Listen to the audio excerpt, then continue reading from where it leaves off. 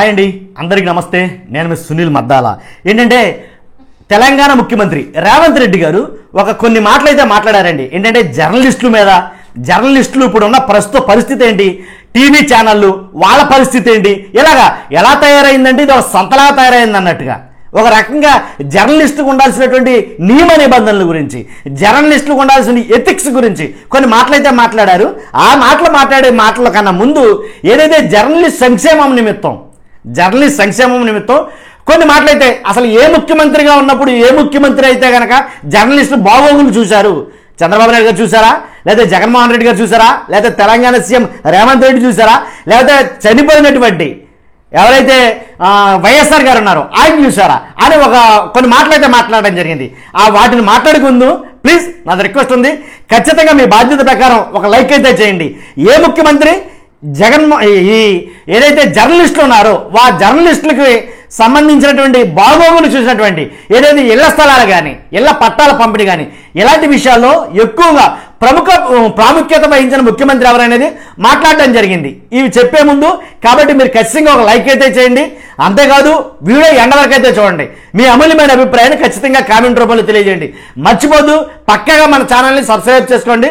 కొత్త వాళ్ళు అయితే కనుక ఉపయోగపడే వీడియోలు మాత్రం మీ ముందుకు వస్తుంటాయి. కాబట్టి జర్నలిస్టులు కానీ జర్నలిజం కానీ ఎలా తయారైందంటే కనుక తెలంగాణ ఒక్క నిమిషం పక్కన పెడితే కనుక ఆంధ్రప్రదేశ్లో ఎలా ఉందంటే కనుక వాళ్ళు ఏదైతే అంటే ఒక నిజాన్ని అబద్ధం అని చెప్పి పదే అబద్ధం అని చెప్తే ఆ నిజాన్ని కూడా అబద్ధంలో చూపించే పరిస్థితులు ఏర్పడుతున్నాయి ఇప్పుడు ఆంధ్రప్రదేశ్లో. నిజంగా వన్ సైడ్ అయితే వార్ అయితే జరుగుతుంది.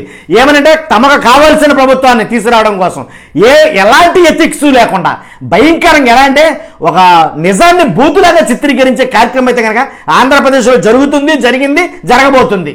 ఇదేనండి నిజంగాను. కాబట్టి ఇక్కడ ఎథిక్స్ లేవు, నిజంగాను ఇక్కడ ఎలాంటి విలువలు కానీ ప్రమాణాలు కానీ ఏమీ లేవు జర్నలిజానికి. వాళ్ళకి కావాల్సిందంటే వాళ్ళ లబ్ధి స్వలబ్ధి, అలాగే వాళ్ళకి కావాల్సిన పని అంతే.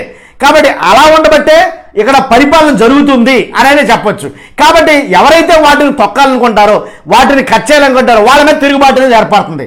మరి ముఖ్యంగా ఎలాంటి జర్నలిస్టులు అంటే నెంబర్ 1 చాలా విలువలు కలిగి ప్రమాణాలు కలిగి ఎవరైతే జర్నలిస్టులు ఉండేవారో అలాంటి జర్నలిస్టులందరికీ ఇళ్ల పట్టాలు పంపిణీ చేసిన ముఖ్యమంత్రి ఎవరంటే వైఎస్ఆర్ గారు. వైఎస్ జగన్మోహన్ రెడ్డి గారి తండ్రి గారు రాజశేఖర రెడ్డి గారే ఇళ్ల పట్టాలు పంపిణీ చేశారు. ఆయన హయాంలో జరిగిందని చాలా గొప్పగా అయితే కనుక ఇప్పుడున్నటువంటి ప్రస్తుత తెలంగాణ ముఖ్యమంత్రి రేవంత్ రెడ్డి గారు మాట్లాడడం నిజంగా సభలో కూర్చున్న జర్నలిస్టులు అలాగే ప్రజాప్రతినిధులు అందరూ కూడా ఆశ్చర్యం వ్యక్తం చేశారు. నిజంగా చాలా హ్యాపీగా అందరూ కళాకారు దొరుకుతోటి చప్పట్లు కొట్టి మరీ ఎంకరేజ్ చేశారు ఆ సందర్భాన్ని నిజంగా. కాబట్టి అంటే అప్పట్లో వైఎస్ఆర్ ఏదైతే చేశారో కార్యక్రమాలు అన్నీ కూడా అలాంటి కార్యక్రమాల్లో ఒక మంచి కార్యక్రమంగా దీన్ని పొగడడం అక్కడ ఉన్న సభికులందరినీ కూడా చాలా ఆశ్చర్యానికి ముంచెత్తిందంటే ఎలాంటి సందేహం లేదు. కాబట్టి జర్నలిస్టుల గురించి మాట్లాడుతూ జర్నలిస్ట్ అన్న ప్రతి ఒక్కరు కూడా మెడలో ట్యాగ్ చేసుకోవడం, కాబట్టి నీతి నియమం అనేది వదిలేసి ఎలా అంటే ఏదో 10 రూపాయల కోసం పాకులాడేవాడిగా తయారైపోయాడు. కాబట్టి ఎవరు జర్నలిస్టో కాదో తెలియకుండా పోయింది.